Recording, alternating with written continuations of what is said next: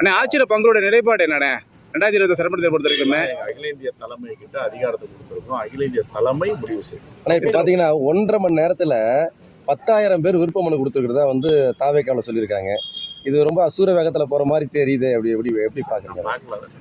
எத்தனை சீட் கேட்க போறீங்க சட்டமன்ற தேர்தலில்? அது எங்கள் அகில இந்திய தலைமை முடிவு. மாநில தலைவராக நீங்கள் என்ன சொல்ல வரீங்க? இப்போ மாநில தலைவரா அகில இந்திய தலைமை என்ன வழிகாட்டுதோ மாநில தலைவரா நான் செயல்படுவேன். ஆனால் இப்போ மோடி வந்துட்டு போனாரு, அதுக்கப்புறம் வந்து அமித்ஷா வர போறாரு. அடுத்து மத்திய மந்திரிகள் வந்து இப்போ தமிழகத்தை குறி வச்சு வந்துட்டு இருக்காங்க. இருக்க ஒன்றிய அமைச்சர்கள் எல்லோரும் படையெடுக்கிட்டோம். பாஜக ஆளும் மாநிலங்கள் அமைச்சர்கள் எம்பிஎம் எல்லாம் படையெடுக்கிட்டோம். தமிழ்நாட்டு மண் ஒருபோதும் பாஜக கூட்டணிக்கான மண் இல்லை. பாஜகவை ஒருபோதும் தமிழ் மண்ணில் கால் ஊன்ற தமிழ் மக்கள் அனுமதிக்கும். கிட்டத்தட்ட 2வது வந்துட்டாங்க. பாஜக யாரு? அதிமுக முடிஞ்சிருச்சு. அவங்க பாஜக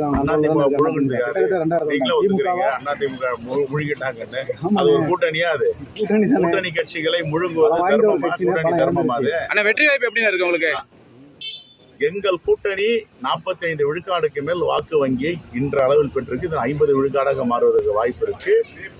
தமிழ்நாட்டிற்கு தொடர்ந்து துரோகம் செய்கின்ற பாஜகவுடன் சேர்ந்து இருக்கின்ற அதிமுக எப்படி வெற்றி பெறும்? ஏற்கனவே இருந்த தமிழ்நாட்டின் உரிமைகள், நீட், ஜிஎஸ்டி, உதயமின் திட்டம் எல்லாத்தையும் தாரவாத்து கொடுத்துட்டு சொல்ற இடத்துல கையெழுத்து போட்டு வந்துட்டு இப்பவும் முகமூடி அணிஞ்சுக்கின்னு மோடி சொல்றதை கேட்கிறவங்க எப்படி நம்புவோம்?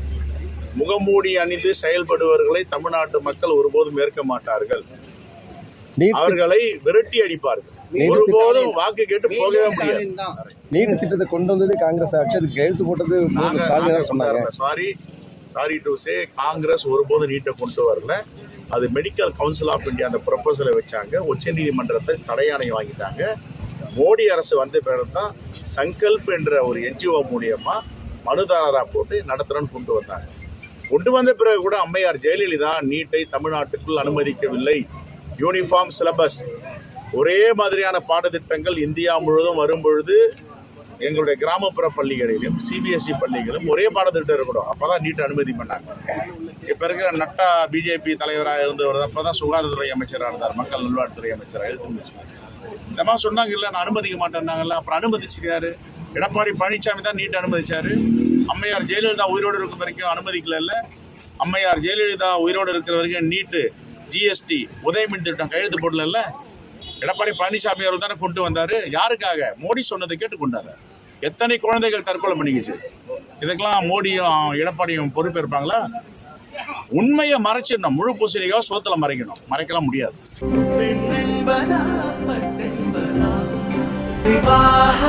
மணப்பெண்ணின் பிரத்யேகமான திருமணம் விவாஹா தி சென்னை சில்க்ஸ்.